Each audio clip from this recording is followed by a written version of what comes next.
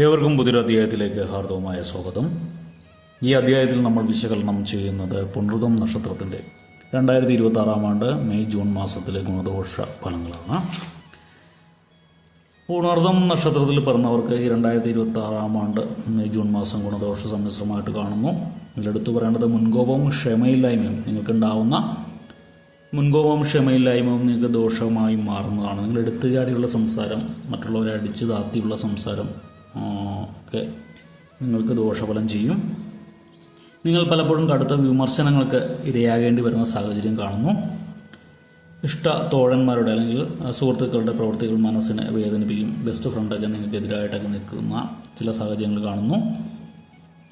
കലാരംഗത്ത് വരുമാന മാർഗം കണ്ടെത്തുന്നവർ അല്ലെങ്കിൽ കലാകാരന്മാർക്കൊക്കെ വൻ പുരോഗതി കാണുന്നു. ഇഷ്ടപ്പെട്ട രീതിയിൽ അല്ലെങ്കിൽ മനസ്സിൽ സ്വപ്നമായിട്ട് കണ്ട രീതിയിലേക്ക് നിങ്ങളുടെ പ്രൊഫഷനെ നിങ്ങൾക്ക് അപ്ഗ്രേഡ് ചെയ്യാൻ പറ്റുന്നതാണ്.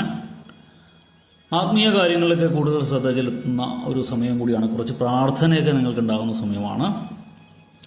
സന്തോഷകരമായിട്ടുള്ള ദാമ്പത്യ ജീവിതത്തിന് വേണ്ടി നിങ്ങൾ പല വിട്ടുവീഴ്ചകൾക്കും തയ്യാറാകേണ്ട സാഹചര്യമാണ് കാണുന്നത്. ചില വിട്ടുവീഴ്ചയൊക്കെ ചെയ്യുന്നത് ഗുണകരമായി മാറുന്നതാണ്.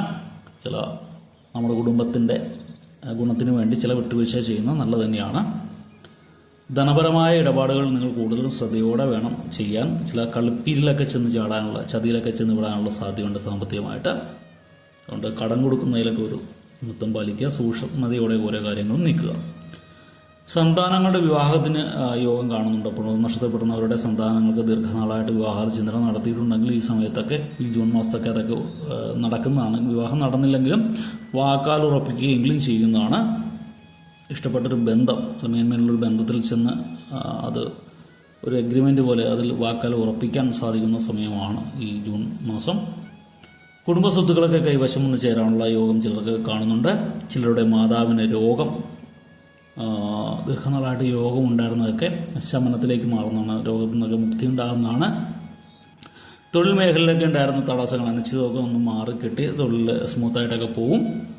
വിദ്യാഭ്യാസ രംഗത്തൊക്കെ നേട്ടത്തിൻ്റെ കാലം തന്നെയാണ്. ദീർഘനാളായിട്ട് വിദ്യാഭ്യാസം മുടങ്ങി നിന്നവർക്കൊക്കെ റീസ്റ്റാർട്ട് ചെയ്യാൻ പറ്റുന്ന സമയം തന്നെയാണ്. പൊതു കാര്യങ്ങൾക്കൊക്കെ വേണ്ടി സമയം പണവും ചിലവഴിക്കുന്ന സമയമാണ്. അതുകൊണ്ട് രാഷ്ട്രീയക്കാർക്ക് കുറച്ച് ബിസി ആയിരിക്കും നിങ്ങൾ. പൊതുവെ ഈ പുണർതം നക്ഷത്രക്കാർ ഈ മെയ് ജൂൺ മാസങ്ങളിലൊക്കെ സ്വാർത്ഥ താല്പര്യങ്ങൾക്ക് വേണ്ടി പ്രവർത്തിക്കുന്ന ഒരു സമയമാണ്.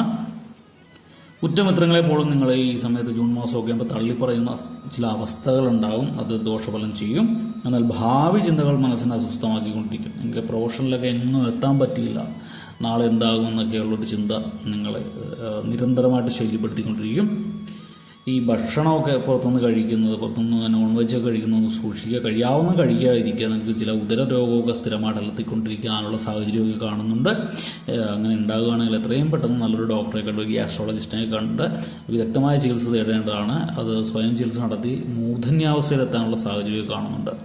അതുകൊണ്ട് രോഗം പിടിപെടുമ്പോൾ തന്നെ, അല്ലെങ്കിൽ കഴിയാവുന്ന രോഗം പിടിപെടാതിരിക്കാനായിട്ട് പുറത്തുനിന്ന് ഭക്ഷണം കഴിക്കൽ, മലിനജലം ഒക്കെ കുടിക്കുന്നതൊക്കെ ഒഴിവാക്കുക. കഴിയാവുന്ന ഹോംലി ഫുഡ് കഴിക്കുക. വീട്ടിൽ തിളപ്പിച്ചാറിയ വെള്ളം തന്നെ കയ്യിൽ കരുതുക ഒക്കെ ചെയ്യുന്നത് ഗുണകരമായിരിക്കും. ദാമ്പത്യ ജീവിതം സന്തോഷകരമായിട്ട് തീരും. ജൂണിലൊക്കെ ആകുമ്പോൾ ദീർഘനാളായിട്ടുണ്ടായിരുന്ന അനിശ്ചിതത്വമൊക്കെ ദാമ്പത്യ ജീവിതത്തിൽ മാറുന്നതാണ്. വളരെ ഊഷ്മളമായ ഒരു ബന്ധമായി നിങ്ങളുടെ ദാമ്പത്യം മാറുന്നതാണ്. കുടുംബത്തിലെ പ്രശ്നങ്ങൾക്കൊക്കെ ബന്ധുജനങ്ങളുടെ ഇടപെടൽ മൂലം പരിഹാരം കണ്ടെത്താൻ സാധിക്കും. അതുപോലെ ചിലവുകൾക്കൊക്കെ നിയന്ത്രണം ഏർപ്പെടുത്തുന്ന ഒരു സ്ഥിതിവിശേഷവും ഉണ്ടാവുന്നതാണ്. ജീവിത പങ്കാളിയുടെ ആവശ്യങ്ങൾ നിങ്ങൾ തീർച്ചയായിട്ടും പരിഗണിക്കും. രണ്ടുപേരും ഒരു രമ്യതയിലേക്കൊക്കെ പോകുന്നതാണ്. നിങ്ങൾ സ്വയം പര്യാപ്തത ആർജിക്കാൻ നിർബന്ധരാകുന്നതാണ്. പലപ്പോഴും പോക്കറ്റ് മണിക്കൊക്കെ വേണ്ടി ഭർത്താവിനെയോ പിതാവിനെയോ ഒക്കെ സമീപിച്ചതൊക്കെ മാറ്റിയിട്ട് സ്വന്തമായിട്ട് വരുമാന മാർഗം കണ്ടെത്താൻ നിങ്ങൾ നിർബന്ധരാകുന്നതാണ്. തീർച്ചയായിട്ടും നല്ലതാണ്. സ്വന്തമായിട്ട് സമ്പാദിക്കുമ്പോൾ കിട്ടുന്ന ആത്മസംതൃപ്തി അത് നിങ്ങൾ തീർച്ചയായിട്ടും തിരിച്ചറിയും. എന്നാലും ഗുണദോഷ സമ്മിശ്രമായിട്ട് നിൽക്കുന്നതിൽ ദോഷഫലങ്ങളുടെ കാഠിന്യം കുറയ്ക്കാനായിട്ട് നിങ്ങളുടെ ശനിയാഴ്ചയും തിങ്കളാഴ്ചയൊക്കെ ശിവക്ഷേത്ര ദർശനം നിൽക്കുന്നത് ഉത്തമമായിരിക്കും. ശിവഭഗവാന്റെ കാരുണ്യമുണ്ടെങ്കിൽ നിങ്ങൾക്ക് സർവ്വകാര്യ വിജയം നേടാൻ പറ്റുന്നതാണ്. ഭഗവാന് വില്ലുപത്രമന്ത്രാർച്ചന, വില്ലുപത്രം കൊണ്ട് മാല, അതായത് കൂവളം കൊണ്ട് മാല, പുറകിലൊക്കെ കഴിക്കുന്നത് നല്ലതാണ്. ഭഗവാന് പറ്റുവാണെങ്കിൽ ഒരു പറ നെല്ല് കുത്തി ഭഗവാന്റെ ഗണങ്ങൾക്ക് ധൂപം തൊഴാൻ നൽകുന്നത്, ക്ഷേത്രങ്ങളിൽ ധൂപം തൊഴാൻ നൽകുന്ന അത്യുത്തമമാണ്. ഭഗവാന്റെ ഭൂതഗണങ്ങളൊക്കെ പ്രസാദിപ്പിക്കുന്നതിനേക്കാളും വലിയൊരു വഴിപാട് ഭഗവാന് നൽകാനില്ല.